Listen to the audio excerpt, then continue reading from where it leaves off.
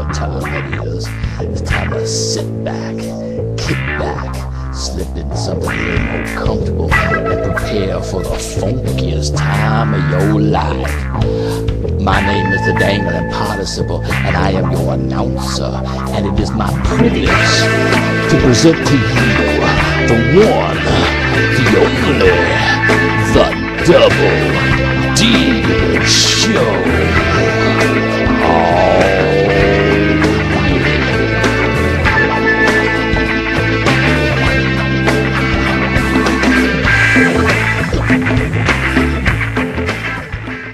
Welcome everybody to the Double D Show. This is a special Thursday night edition. Well, actually, it's not a really special Thursday night edition. It's just a regular Thursday night edition.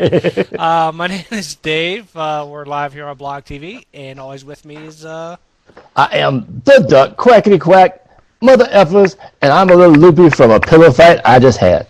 Oh man, hey, that was a good pillow fight. That was a good pillow fight. I wasn't expecting the outside interference. True, I wasn't either. That was a complete surprise. But yeah, that was very interesting. If you don't know what we're talking about, go ahead and check out the DWI on Blog TV. I'm sure he'll be posting that video shortly. Again, another masterpiece by ADS. And with that being said, wow, today's Thursday. We had a pretty good show on Tuesday. We talked about a lot of MMA. They had the troops show last night. For the troops.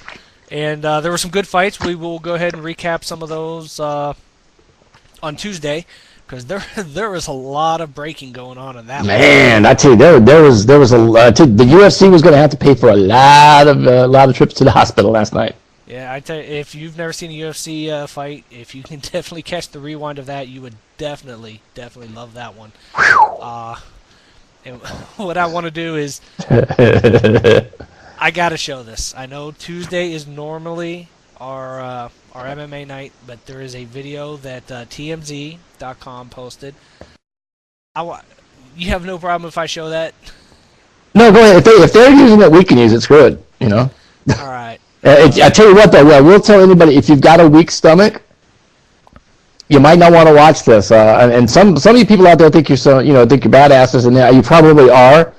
But I know the people that have seen this turned away and went, "Oh my God!" I did. I watched it, and I kind of wish I had. But on that note, we're going to go ahead and show it to you right now. Let's see. I'm going to queue up. Enjoy. Bottom head movement, eats a nice kick. Oh, Corey fell down. Oh, his leg's broken. His leg's broken.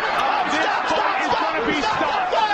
Stop the fight. Stop the fight. The fight is all over. Corey Hill. Oh my God! Look at that leg. Whoa. Look at that leg. Holy effing crap! I'm sorry. I've got to see that. Oh. Bottom head movement, eats a nice kick. He just kicked him right there. His leg's broken.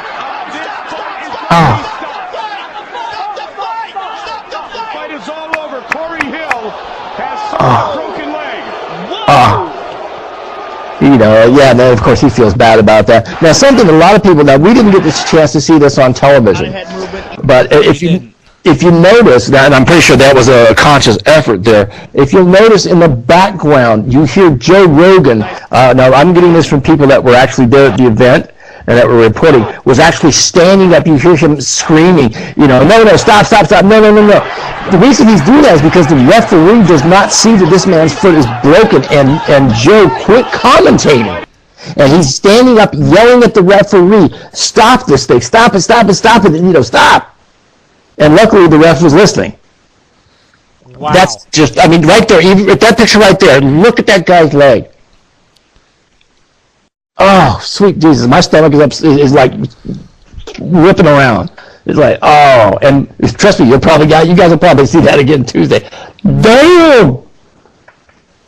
No, that's a double down. I'm getting that off the screen for you, ladies and gentlemen. Wow. That did come off of TMZ, as you know. We are all big on giving props when props are due. Thank you, TMZ, for getting that up for us. We appreciate that. Now, I tell you what, everybody... Go back to freaking Sid Vicious when he jumped off the second turnbuckle and snapped his leg on television. I mean, yeah, I tell you, there's also that, and I'll see if I can find it too. There is a kickboxing match. It may have been a version of K1, like they have lower versions of it, where a guy threw a shin kick, and he hit this guy's shin, and his shin then wrapped around the other guy's shin because it broke. And he actually went down and put weight on it because he didn't realize it at first, and you see it crumble underneath him like Sid Vicious did. And I almost lost my lunch. It was like, oh. Now, do you think when that guy's leg heals and he's got his pins and screws in there, and next time he goes out to fight, somebody tells him, hey, man, break a leg? Or is it even possible that somebody told him before the fight, hey, man, go out there, hey, break a leg, man? How bad does that person feel now? Yeah. I feel bad for the fighter because, he's going to get, he'll heal up. The bone will get stronger than it actually was before if it's allowed to heal correctly. But the mental governor that he's going to have on himself, every time he thinks about throwing a kick or anything else like that, he's going to think about that. And you think he's going to get back in the ring? Oh, yeah. Oh, yeah. As I've said before here on the show, you have to be a little bit freaking crazy to be a fighter, to be willing to get into a ring, a pit, a warehouse, whatever else like that. You have to be a little bit nuts to want to go. Where have you fought? Exactly. And I've never claimed to be sane. But you have to have a little bit of a screw loose or something to prove or something off about you to get in there and want to go one up on somebody. And so, yeah, I'm pretty sure unless this totally demoralizes him and he decides that construction would be a better thing or slinging pizza would be a better thing for him, then, yeah, he'll probably be back. Well, excuse me. Whoa, where did that come from? Oh, I know. It was that ish I was waiting for. Bless ADS's heart. He's been working on that really hard for the last day and a half. So.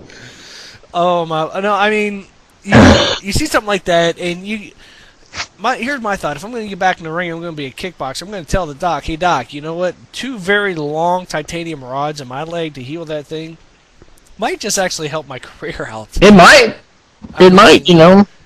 One, you won't break it again, and 2, you kick somebody in the shin with 2 long titanium rods in your leg, you're going to do some serious damage. Yeah, the only thing about that is that once they put metal in you, and most guys will tell, I've had metal in my back. I still have metal in my back right now. It makes it stronger, but you feel it. It's really odd. You would think that metal is not a part of you. It's just a foreign substance. But once they nail that thing down there, all the attaching tissue gets around it, and the goo and everything that connects to that, you actually feel it. Yeah, I said goo. Not man goo. Just goo. The reason I know about the goo is because I had what they call Harrington rods put in my back when I fell almost 29 years ago. And about 20 years ago, I had them removed. Right. And so I told the doctor I wanted to keep them because I was thinking I would make some jewelry out of it. So he said, really? I said, yeah. So, okay, they put me to sleep. They take the rods out. And he evidently had to take a hammer and chisel and literally chisel it away from my spine because all the stuff was connected to it. So I wake up and I go from recovery back to my room and I look over and there's this little small buckets that you put ice and stuff in the hospital, and sticking up out of them are my rods with connective tissue still attached to it. Ah. Yeah, it was my job to clean it.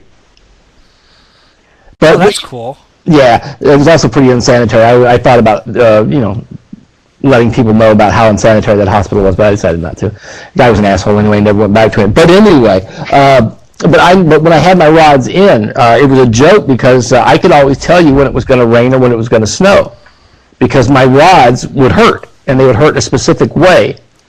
Or it wasn't the rods that were hurting, but it was all the nerves and stuff attached. And I could tell whether it was going to rain or snow. So even though, let's take like Frank Mir. He's one of the coaches on the Ultimate Fighter. Now when he had his motorcycle accident a few years ago, he had actually one of his legs is a little bit shorter than the other one now. And he has all sorts of titanium shit